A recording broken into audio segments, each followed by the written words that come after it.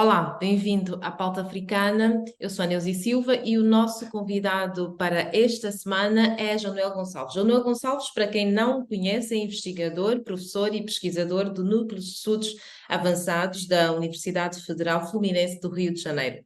Antes de avançarmos, vou pedir-lhe que subscreva agora mesmo o nosso canal YouTube para não perder as nossas atualizações. Na nossa pauta de hoje, vamos olhar para a situação do Níger, que, claro, na última semana teve outros desenvolvimentos. Vamos falar sobre a situação das dívidas ocultas de Moçambique e no que refere ao envolvimento ou não do presidente Filipe Nyusi. Vamos também analisar se Moçambique vai conseguir, de facto, sair da lista cinzenta do Gafi até outubro de 2024, como se propôs a fazer, e ainda vamos olhar para o crescimento económico da região do oeste de África, que, de acordo com o relatório regional, caiu, mas a previsão de médio prazo sugere um retorno ao nível acima dos 4%. João Noel, bem-vindo à Pauta Africana e obrigada mais uma vez. Eu agradeço, Nelson. Muito bem, vou já então apresentar um breve resumo sobre a situação do Níger. Na última atualização, nós informamos que, de facto, os líderes da África Ocidental tinham dado um ultimato à junta do Níger de uma semana, um prazo. A reunião realizada por líderes da África Ocidental que fazem parte da Comunidade Económica de Estados da África Ocidental poderia, além de tomar medidas militares, queria, ou pelo menos deu um prazo, para depois desse prazo, eventualmente tomar medidas militares se o presidente do Níger não fosse restaurado ao poder. E suspender também, o Níger já sofreu algumas sanções, já teve cortes de apoio à economia por parte da União Europeia e da França e também de alguns países. João Noel, qual é a situação atual no Níger, neste momento? Olha, é uma situação de grande suspensa, é o que a gente pode dizer, não é? O Níger tem uma economia muito vulnerável, como todos os países que não têm acesso ao mar. De maneira, e depois depende em infraestruturas, não só de acesso ao mar, mas de infraestruturas básicas como a eletricidade de outros vizinhos. Depende a 70% do fornecimento de energia elétrica da Nigéria, foi cortado. Depende de uma saída ao porto de Cotonou, no Benin. O Benin fechou a fronteira, quer dizer, está numa situação muito difícil do ponto de vista económico, e isso é muito grave, quer dizer, no fundo o Níger está com 30% da sua capacidade em energia. Ora, como o golpe não é um golpe que mobilize a sociedade toda, tem apoio de alguns, mas não tem apoio de outros, isto pode ainda degradar mais a imagem interna do regime militar, o que é evidentemente grave. Por outro lado, tem apoio então de outros vizinhos, tem apoio do Burkina Faso e apoio do Mali. Isto forma ali uma espécie bom, a Guiné-Conakry, que também apoia, está um pouco mais longe. Quanto a outros vizinhos, por exemplo, tem a neutralidade do Tchad e a neutralidade da Argélia. A gente não sabe como é que é o sul da Líbia, onde ninguém manda. Se alguém quiser fazer uma operação a partir dali, não precisa nem pedir licença a ninguém. Dentro da Nigéria, quanto à decisão de se avançar para uma solução militar, já que a semana que tinha sido dada acabou, dentro da Nigéria há oposição da parte do Senado nigeriano, em virtude de que os senadores do norte da Nigéria são contra a movimentação de tropas no norte e, portanto, sendo contra a movimentação de tropas no norte, são contra a movimentação de tropas na zona que faz fronteira com o Níger. A situação é, portanto, neste sentido, é de não se saber o que vai acontecer. Será que o presidente da Nigéria, que é a força principal da CDAO, vai ordenar, em termos de decisão soberana, que pode passar que há uma ameaça contra a Nigéria, que há um entorce às regras da CDAO, vai passar de qualquer maneira pelo norte, e considera que, ou como estão a dizer, considera que a existência de regimes militares acaba por favorecer os jihadistas, que estão muito presentes, seja qual for o movimento, e um deles é a partir da própria Nigéria. Por outro lado, está a correr a notícia nas últimas 24, 48 horas, os militares do Níger, além do apoio dos regimes militares vizinhos, está a pedir apoio à Wagner da Rússia, não se sabe se a notícia é verdadeira ou falsa, mas ela está a circular em meios que a estão a levar a sério, ou seja, que se não pediu, acaba por pedir. O presidente derrubado, que está, ele se considera como sequestrado dentro da residência presidencial, tem podido usar o telefone O partido dele, que é o Partido da Democracia Socialista, diz que ele está bem de saúde, mas que naturalmente que a situação é uma situação de ilegalidade, e ele está a dizer que se este golpe se afirma, é um aumento da presença russa em toda a região. Para concluir, os movimentos de direitos humanos, que tinham criticado também o regime civil, mas estão a dizer que a introdução do regime militar vai criar situações de violações talvez mais acentuadas. Estamos Uhum. neste pé hoje. Muito rapidamente, acha que poderá de facto haver uma intervenção militar? Parece-lhe que isso é passível de acontecer e se alguma vez já aconteceu esta reação a um golpe de Estado em África? Já tivemos vários. Alguma vez vimos acontecer uma reação deste nível? Exato. Agora, a questão é, as situações anteriores não são muito significativas. Uma delas foi na Gâmbia, para que o antigo ditador respeitasse o resultado das eleições. A outra foi na Guiné-Bissau, no meio de muita confusão. No caso da Guiné-Bissau, o governo concordou que a CDAO colocasse tropas na Guiné-Bissau, e no caso da Gâmbia não havia a menor possibilidade de resistência, porque praticamente não tem exército, não é? É um exército tão pequeno. Foram esses os dois exemplos anteriores de intervenção africana. A outra intervenção africana está em curso, mas não é contra golpe de Estado, é contra terrorismo. É uma intervenção de forças da União Africana na Somália. Uhum. Eu sei que nós precisamos abreviar, mas este de facto é um tópico muito importante. A mim espanta-me não ouvir ainda falar do envolvimento do Ruanda, visto que, segundo se diz, tem a maior e melhor força militar. Apesar de não estar diretamente envolvida, mas quando se trata de posicionamento da União Africana, o Ruanda é sempre muito ativo e sabemos que tem a maior força militar. Parece-lhe que isto pode, o Ruanda pode significar aqui algum reforço para parte dos países que junto da Nigéria querem repor o poder no Níger ou nem por isso? Não, quer dizer, o Ruanda consegue intervir com pequenas unidades. O Ruanda não tem a maior força militar africana, nem de longe, nem na África Central tem. Agora, o que o Ruanda tem é unidades especiais de combate a grupos insurrecionais que podem servir, servem, por exemplo, no norte de Moçambique, não sei se ainda estão a servir em São Tomé, mas estiveram presentes em São Tomé, tudo com pequenas unidades, da ordem de uma companhia, portanto, cento e poucos homens, uma coisa assim. Num confronto deste tipo, pode acrescentar-se alguém, mas não é um fator decisivo de maneira nenhuma. Aliás, em torno do Ruanda há muita propaganda, inclusive de dizer que o Ruanda tem grande progresso, e não tem. O Ruanda, no índice de desenvolvimento humano, está atrás de Angola. Muito bem, vamos passar para o segundo tema desta análise da pauta de hoje. O presidente Filipe Nyusi, presidente de Moçambique, pediu na última terça-feira à Suprema Corte de Londres que bloqueasse alegações de que terá aceitado pagamentos ilegais no processo que ainda decorre do país contra o Credit Suisse e outros sobre o escândalo de títulos de atum, as tais dívidas ocultas, um caso que também já foi julgado em Moçambique. O que é que lhe parece este posicionamento de Filipe Nyusi? Por que é que ele pede agora à Suprema Corte que bloqueie estas alegações? Acha que ele terá algum receio de que venha a público alguma informação que prove de facto o seu envolvimento? Deve ser esse receio, não é? Quer dizer, há duas explicações possíveis. Uma é que ele acha as acusações tão absurdas que elas não devem ser levadas a julgamento.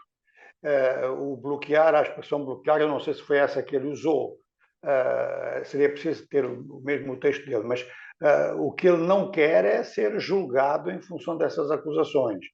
Claro que o Supremo de um país que é Estado de Direito, quando tem uma acusação, vai averiguar antes de considerar a pessoa como réu ou não, e se há motivo para julgamento ou não, independentemente dos pedidos que ele possa fazer. Os pedidos da acusação também contam e os juízes vão decidir, não é?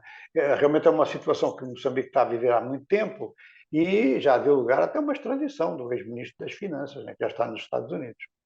Mas enquanto presidente ele pode ser de facto chamado, e ainda que seja como testemunha? Pode. temos visto que, ao abrigo da legislação internacional, esses casos, se comprovado, né, se tiver matéria para isso, o presidente pode, mesmo um presidente da República ou um rei, podem ser convocados. Agora, vão ou não vão? Isso depende deles, né? Pois é. Vou passar já para o terceiro tema. Será que Moçambique consegue cumprir o desafio a que se propôs, que era reunir as condições para sair da lista cinzenta do Gafi até outubro de 2024? O país foi colocado na lista cinzenta do Gafi em 21 de outubro de 2022 por um período de observação de 2 anos, portanto, 2022 a 2024, isto pela International Cooperation and Review Group, a entidade que reúne especialistas que acompanham o progresso dos países em assuntos relacionados ao branqueamento de capitais e financiamento ao terrorismo. E neste processo, Moçambique é obrigado a reportar dentro de um plano estabelecido e melhorar o seu programa, o seu sistema de identificação de casos de branqueamento de capitais e pronto, melhorar os sistemas bancários e fazer e os tais reportes. João Noel, pelo que conhece e pelo que vimos em Angola, quando Angola esteve na lista cinzenta, e agora o caso de Moçambique, parece-lhe que Moçambique vai conseguir até outubro do próximo ano cumprir com esta meta, este desafio a que se propôs? Olha, portanto, o quadro geral você já descreveu aí completamente, é esse. Se Moçambique vai conseguir ou não, neste momento é muito difícil de dizer. Até aqui ainda não conseguiu. Agora tem um ano pela frente, e esse um ano pela frente é muito penalizante. Eu só estou a ver desse ponto de vista e não do ponto de vista da previsão. Durante este ano, Moçambique vai ter muita dificuldade para obter empréstimos, e num país com déficit de capital, isto é muito grave, né? Pois é. Então, vamos passar já para o próximo tema, que é uma análise económica precisamente de uma região onde se está a formar um potencial conflito armado. As pessoas lá, quando eu vejo as análises, principalmente do Brasil, as pessoas falam do desencadear de uma guerra em África, porque a leitura que se faz de fora é que um conflito na região é um conflito no continente. O crescimento económico daquela região, de acordo com o último relatório, diz que caiu, mas a previsão a médio prazo sugere um retorno ao nível de acima de 4%. João, acha que pode de facto haver este retorno se a situação militar de instabilidade permanecer? Acha que é possível de facto haver um retorno ao nível de crescimento acima dos 4%? Quais são os riscos neste momento de desencadear-se realmente ali naquela região um conflito em que o Níger é invadido para a reposição do presidente deposto? Olha, eu acho que, em primeiro lugar, dizer que é um conflito, perdão, que é um conflito em África, eu acho que é. Um conflito a esse nível, na África do Oeste, é um conflito que vai atingir o continente todo, vai obrigar a tomada de posições da União Africana, e se o conflito dura, países de outras regiões podem se envolver. Perdão. Agora, se a região volta aos 4%, nenhum de nós pode garantir, não é? Se há um conflito militar é uma coisa, se não há conflito militar é outra. Agora, Neuza, 4% numa região tão atrasada como a África do Oeste é muito pouco. Quando se começaram a fazer os trabalhos de pesquisa para a nova parceria do desenvolvimento em África, um projeto que era baseado na África do Sul e no Senegal, e o projeto parece abandonado, ninguém faz mais nada, considerava-se que a média mínima para a África recuperar, média continental, era de 7%. Média continental significaria vários países acima de 10%. De maneira que a África do Oeste está pendente de estabilidade política para conseguir pelo menos esses 4%, que já é pouquinho, não é? Porque são economias muito fracas. Atenção que quando a gente fala na percentagem de crescimento de um produto interno bruto, a gente tem que saber de que ponto é que se parte. Por exemplo, 4% na África do Oeste faz 0,00001% da Europa, porque são economias com pesos muito diferentes. Uma coisa é fazer uma percentagem de 4% sobre 100, outra coisa é fazer uma percentagem de 4% sobre 1 milhão. Entendo. Muito bem, então vamos já olhar para o desempenho dos mercados africanos. Antes, vou convidar os nossos leitores, nossos seguidores, a olhar para o desempenho dos mercados no geral e também ver qual das empresas teve maior desempenho e o que teve pior desempenho.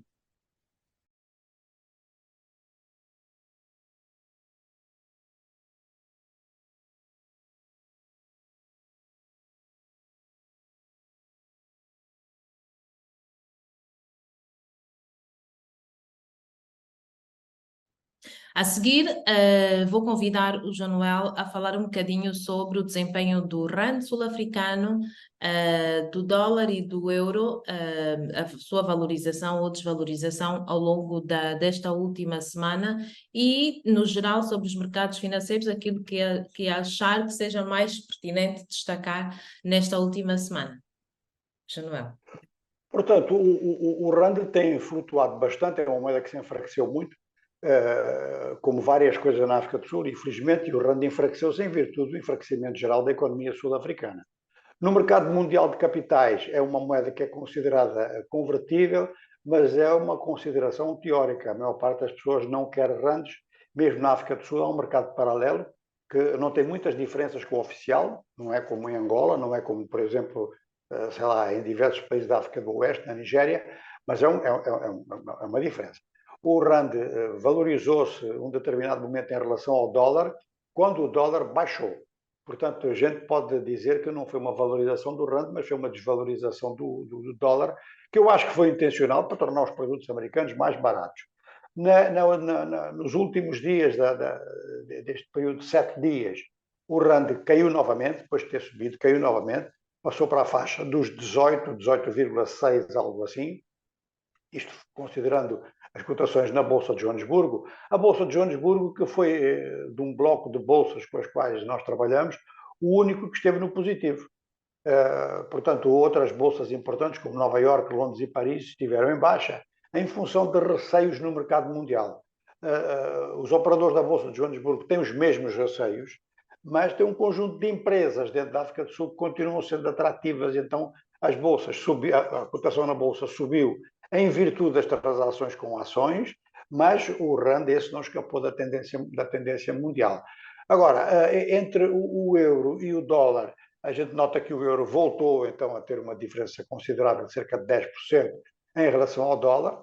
A cotação, tanto em Nova Iorque quanto em Londres, a última cotação era quase $1,10 por euro, era 1,08 e se formos até aos centésimos, aproximava-se de 1,10.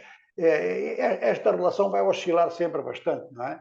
Entre 1,8 e 1,10 também. De maneira que é o que a gente pode dizer desta relação entre as duas moedas, que são duas moedas neste momento, que em virtude até por causa da guerra da Ucrânia, estão debaixo de ataque, com países, no caso dos BRICS, a proporem mudanças de moedas nas trocas internacionais, o que a curto prazo não deve acontecer, mas pode enfraquecer um pouco em diversas trocas, mesmo dentro dos BRICS. Agora, como moedas de reserva, a minha previsão é que ainda vamos ter o dólar e o euro por muito tempo, como moedas de reserva da maior parte dos países do mundo, inclusive países como a China e a Rússia. Bom, então chegamos ao fim, Januel. Muito obrigada por olharmos muito rapidinho aos temas que, na nossa opinião, são importantes de serem analisados e serem acompanhados nesta semana que agora se inicia. Januel, obrigada. Espero voltar a tê-lo aqui no próximo início de semana. E assim que nos acompanha, subscreva o nosso canal Pauta Africana para não perder as nossas atualizações.